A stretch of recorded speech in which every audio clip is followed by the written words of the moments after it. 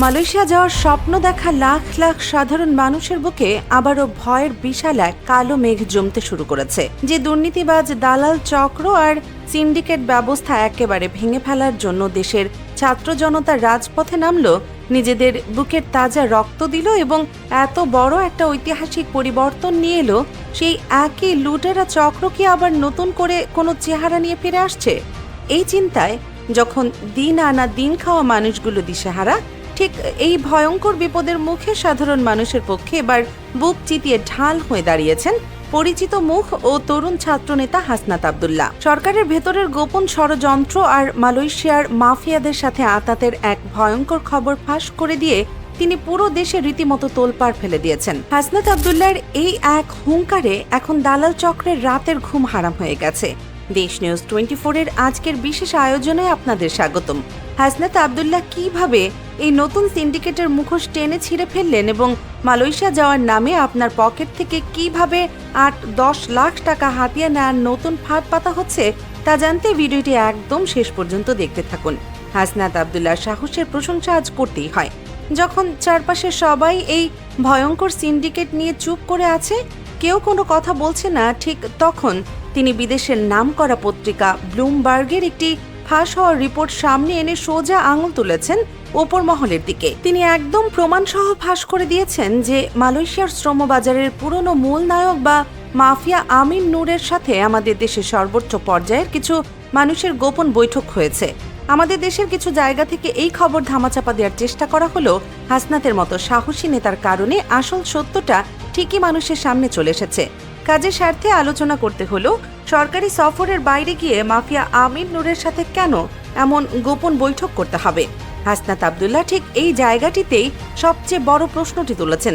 তিনি স্পষ্ট বলেছেন, আমিন নূর সেই ব্যক্তি যে মালয়েশিয়ায় এর আগে দুর্নীতির দায়ে ধরা পড়ে জেলেও গিয়েছিল।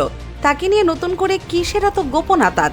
যে মানুষগুলো নতুন এক সুন্দর বাংলাদেশের স্বপ্ন দেখছে, তাদের পিঠে এভাবে ছুরি মারার সাহস এই দালালরা কোথায় পাচ্ছে? সাধারণ মানুষের রক্ত ঘামে ভেজা টাকা লুট করার এই নীল নকশা কে তৈরি করছে? ব্যাপারটা আসলে কতটা ভয়ঙ্কর আর এর পেছনের রাজনীতিটা কতটা নোংরা, একটু সহজ হিসেবে শুনলে আপনার গা শিউরে উঠবে। মালয়েশিয়া সরকার সম্প্রতি মাত্র 25টি এজেন্সির একটি তালিকা সামনে এনেছে, অথচ আমাদের দেশ থেকে সব নিয়মকানুন মেনে চলা 423টি বৈধ প্রতিষ্ঠানের নাম পাঠানো হয়েছিল। এতগুলো ভালো এজেন্সিকে বাদ দিয়ে বেছে মাত্র 25টি প্রতিষ্ঠানকে কাজের সুযোগ দেওয়ার পেছনের কারণ খুঁজতে গিয়ে যে তথ্য বেরিয়ে এসেছে তা চরম হতাশাজনক। কারণ এই 25টি প্রতিষ্ঠানের আড়ালে লুকিয়ে আছে বড় নেতাদের আত্মীয় আর কাছের মানুষদের নাম। হাসনাত আব্দুল্লাহ স্পষ্ট ভাষায় বলেছেন, আগে হয়তো সরাসরি বড় বড় নেতারা এই তালিকায় নাম লিখিয়ে বসে থাকতেন, কিন্তু এবার তারা চালাকি করেছেন। নিজেদের নাম না দিয়ে নিজেদের স্ত্রী, প্রেস সচিবের আত্মীয় আর সাবেক নেতাদের ঘরের মানুষদের নামে এজেন্সি খুলে সব নোংরা কাজ চালাচ্ছেন। অর্থাৎ সাধারণ মানুষকে চুষে খাওয়ার পুরনো কল কবজা একই থেকে গেছে, শুধু মুখের ছবিগুলো বদলে গেছে। এই নতুন চেহারার পুরনো সিন্ডিকেটের পেছনের মাস্টারমাইন্ড কারা, তা জানতে এখন দেশের প্রতিটি সাধারণ মানুষ উন্মুখ হয়ে আছে। এই সিন্ডিকেটের কারণে সাধারণ মানুষের ক্ষতিটা আসলে কত বড় তা একটু ঠান্ডা মাথায় চিন্তা করে দেখুন।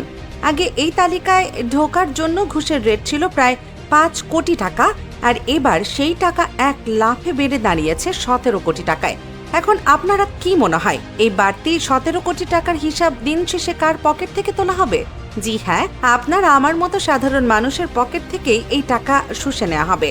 যেখানে সরকারি নিয়মে মালয়েশিয়া যেতে মোট খরচ হওয়ার কথা মাত্র 69,000 টাকা, সেখানে এবার এক একজন সাধারণ মানুষের কাছে চাওয়া হবে 8 থেকে 10 লাখ টাকা। একবার মন থেকে ভাবুন তো, গ্রামের একজন অসহায় কৃষক বা দিনমজুর কিভাবে এই 10 লাখ টাকা জোগাড় করেন? কেউ নিজের চাষের শেষ সম্বল জমিটুকু বিক্রি করে দেন, কেউ বা স্ত্রীর জমানো শেষ গয়নাটুকু বন্ধক রাখেন, আবার কেউ চড়া সুদে মহাজনের কাছ থেকে ঋণ নেন। এত রক্ত ঘামে ভেজা টাকা যখন দালালদের পেটে যায়, তখন সেই পুরো পরিবারটা নিঃস্ব হয়ে পথে বসে যায়। আর একজন গরিব মানুষের 10 লাখ টাকা খরচ হলে সেই টাকা দেশের কোনো কাজে আসে না, বরং তা পাচার হয়ে বিদেশে চলে যায়।